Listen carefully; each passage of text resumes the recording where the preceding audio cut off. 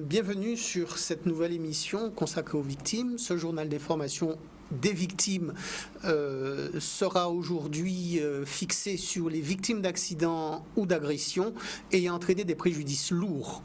Alors je suis toujours avec le docteur Jacques Vagnon qui nous rejoint aujourd'hui encore et je le remercie de sa présence.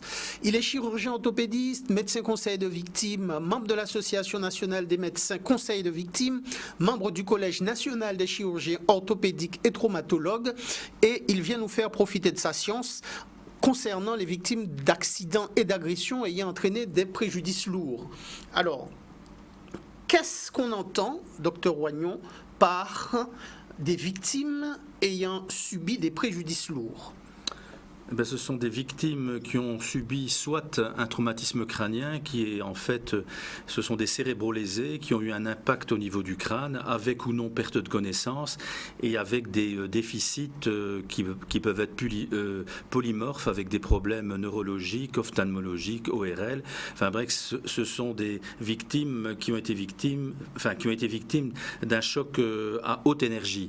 Ce choc à haute énergie peut également concerner la colonne vertébrale et entraîner soit des paraplégies, soit des tétraplégies.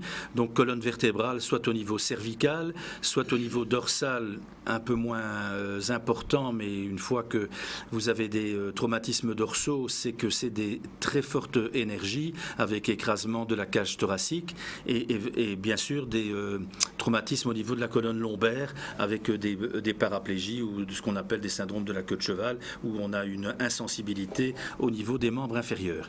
Donc ce sont vraiment des traumatismes graves qui demandent une évolution longue et qui sont souvent associés à d'autres fractures. Mais bon, on en parlera un peu plus tard.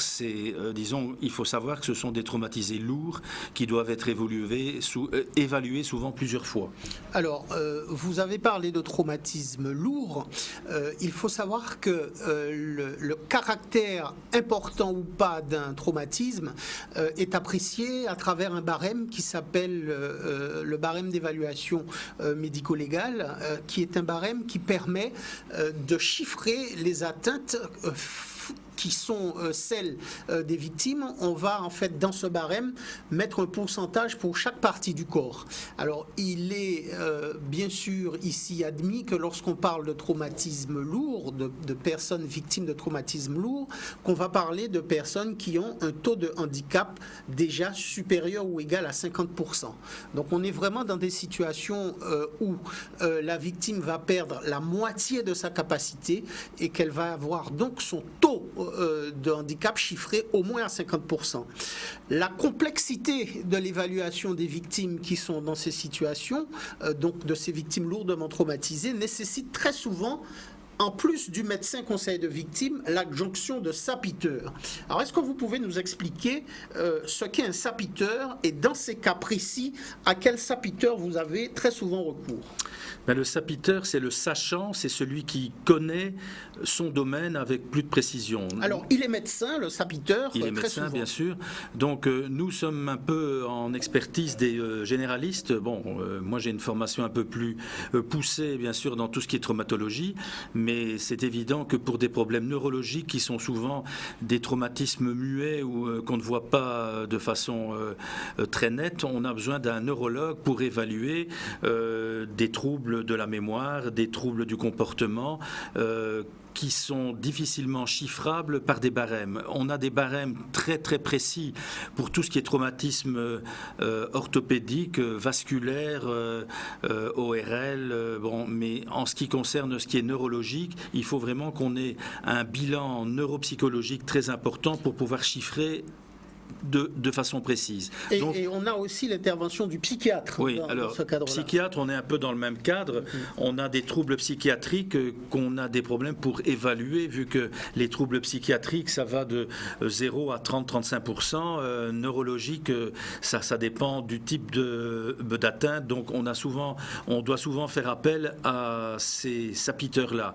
On a aussi besoin de sapiteurs, mais là pour des raisons techniques, c'est surtout pour dire exactement où se trouve trouve les lésions. Pour l'ORL, c'est l'atteinte de l'oreille interne, donnant des surdités, l'atteinte du goût, du fait que les gens ne sentent plus très bien. Donc ça sont des examens techniques. Idem pour l'ophtalmologie, qui est un examen vraiment très technique, qui nous donne exactement le taux d'invalidité. Voilà. Alors, le taux d'invalidité, donc, il sera mis en évidence par ces spécialistes-là, qui, on l'a compris, sont appelés des sapiteurs, mais qui sont des médecins qui viennent rappeler, qui viennent préciser les atteintes à d'autres fonctions, qui sont des atteintes aux fonctions qui vont permettre de chiffrer d'une manière définitive le taux de handicap de la victime. Alors, il faut savoir aussi qu'il y a d'autres sapiteurs qui peuvent être requis, notamment l'architecte. Lorsqu'on est en face de personnes traumatisées lourdes, on peut avoir besoin d'un architecte et on peut avoir aussi besoin d'un ergothérapeute. Alors, l'architecte et l'ergothérapeute sont ceux qui vont permettre à la victime de réintégrer son domicile avec deux éléments qui sont des éléments cardinaux de son autonomie. Ces deux éléments-là sont les plus importants de l'autonomie de la victime. L'ergothérapeute va permettre de dire combien d'assistance par jour cette personne a besoin, combien de présence quotidienne par jour elle a besoin, et l'architecte va devoir rétablir le domicile de cette personne, va devoir refaire en fait l'intégralité du domicile de cette personne pour rendre le domicile adapté à son handicap. Alors l'architecte va chiffrer, l'architecte va préciser les postes dans la maison à changer, s'il faut changer la chambre de place, on va la changer de place, s'il faut la casser, la refaire, on va la refaire, s'il faut également déménager et acheter une maison ailleurs, ce sera aussi précisé par l'architecte qui va donc intervenir en qualité de sapiteur pour préciser tous ces éléments-là. Alors, nous savons, docteur, que nous nous trouvons, lorsque nous sommes en face de ces traumatismes lourds, nous nous trouvons en face de traumatismes qui sont importants, mais qui nécessitent aussi plusieurs expertises. Comment est-ce que vous conseillez d'étaler ces expertises dans le temps ? Il faut d'abord qu'on ait une expertise assez rapide, dans les 6 mois, voire l'année qui suit le traumatisme, pour faire une évaluation et pour se faire des prévisions à moyen ou long terme. Il est évident que, comme dans toute expertise, toutes les lésions doivent être détectées de façon assez rapide pour qu'on ne discute pas sur l'imputabilité de certaines lésions qui, soi-disant, apparaissent plus tard. Donc il faut qu'on fasse un état des lieux très rapidement en se donnant une petite idée de l'évolution possible des différentes lésions.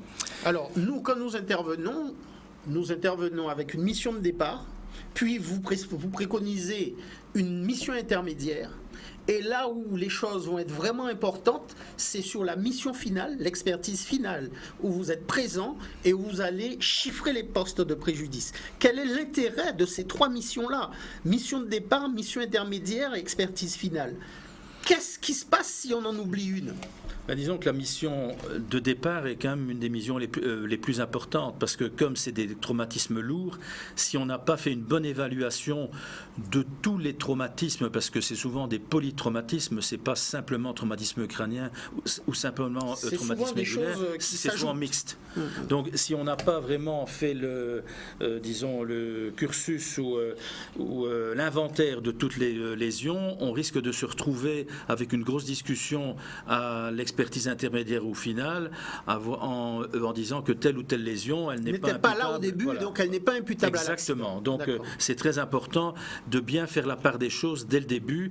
La mission intermédiaire, elle prépare l'expertise finale, parce que souvent il y a certaines lésions qui sont consolidées, parce que même lorsqu'on a certaines fractures, il y a des fractures qui sont consolidées, mais au point de vue neurologique, tout n'est pas terminé. Donc on a besoin de faire une expertise finale pour savoir comment la personne peut se remettre dans la société, au point de vue travail, au point de vue familial, au point de vue ce qu'on appelle situationnel. Enfin, regagner tout simplement son lieu de vie et voir si elle peut repartir dans un contexte qui va lui permettre de se réinsérer ou pas Exactement. dans sa nouvelle vie. Les lésions peuvent être stabilisées, mais on ne sait toujours pas ce que la personne va devenir dans la vie. Donc, on tâche d'avoir une expertise finale où tous les points sont repris. D'accord. Voilà, vous l'aurez compris, sur cette partie que nous avons consacrée aux victimes d'accidents ou d'agressions ayant entraîné des préjudices lourds, c'est-à-dire ayant entraîné une incapacité au moins supérieure à 50%, donc un handicap au moins supérieur à 50%, il faut prendre le temps de mettre en place les bons outils. Il faut voir la personne au départ, première mission d'expertise, avoir une expertise intermédiaire et enfin avoir une expertise finale, le tout s'étalant sur un certain temps suffisamment long pour permettre d'avoir une évolution réelle de cette personne et savoir ce dont elle a réellement besoin en termes d'expertise finale. Les outils sont importants et comme le dit le proverbe bien connu, mauvais ciseau, pégaté bon toile. Mauvais ciseau, pégaté bon toile. L'ouvrage peut être gâté si l'outil n'est pas bon pour le travailler ou on ne fait rien de bon avec un mauvais outil. Vous savez, et nous vous avons dit à plusieurs reprises que les outils qui étaient les outils les plus importants pour vous pendant les opérations d'expertise et en vos qualités de victime, si vous l'êtes, étaient d'avoir à vos côtés l'avocat et le médecin conseil. Ce sont ces outils-là que nous vous demandons aujourd'hui de bien verrouiller dans votre tête pour que vous soyez demain ceux qui allez les utiliser pour faire valoir vos droits. Merci. Merci.